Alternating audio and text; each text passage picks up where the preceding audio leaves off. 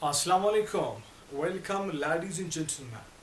In the last videos we discussed the introduction to the anti-cancer or chemotherapy, and in the next videos we discussed alkylating agents, chemotherapy resistance, anti-tumor antibiotics. Those all videos were both in English and Urdu. And today's lecture, microtubules inhibitors. This video will be also recorded both in English and Urdu. So this video is in English. As for the name indicates that microtubule inhibitors, these medications that will target the microtubules. You know what is microtubule?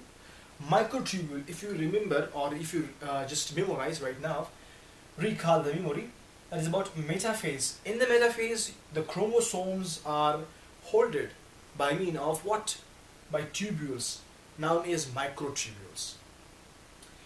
So microtubules inhibitors, these medications or these drugs, they will inhibit these microtubules in two sense. Number one, either they will block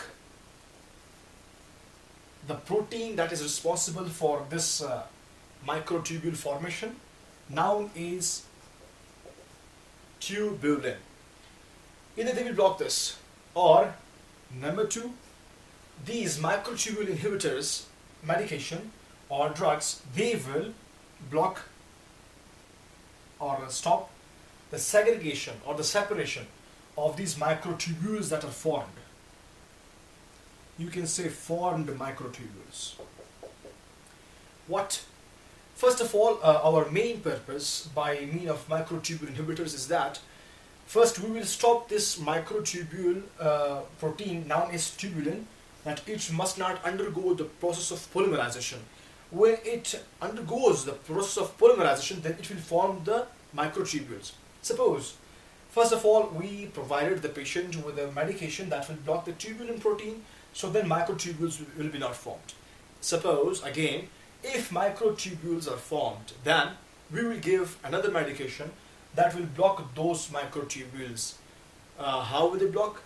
So they, after this metaphase, we are going to have anaphase. So when this metaphase is blocked at the same spot, then this cell will not undergo the process of cell division, that is anaphase. So then this the microtubules that are present here, they will not segregate, they will not separate, they will be stopped here. So for that purpose, we will take two medications. Now we're talking about these two, tubulin. So if you want to stop the tubulin polymerization, means we are supposed to stop the process of formation of the tubules, microtubules, at the beginning or at the starting point. Means in order to inhibit the tubulin, we are supposed to provide the drugs obtained from the plants, known as wink alkaloids. We obtain these drugs, we derive these drugs from periwinkle plants, known as vincristine and vinblastine. So these drugs are responsible to inhibit the tubulin. Now suppose tubulin went under the process of polymerization. The microtubules are formed. Now what will we do? So we will go for the taxanes. These taxanes like paclitaxel and docetaxel, they will actually block this tubule. When they are formed, they will stop their segregation, their separation, or in other words, you can say they will stop the separation. In simple, if you say. So that's why taxanes are also known as microtubule stabilizers.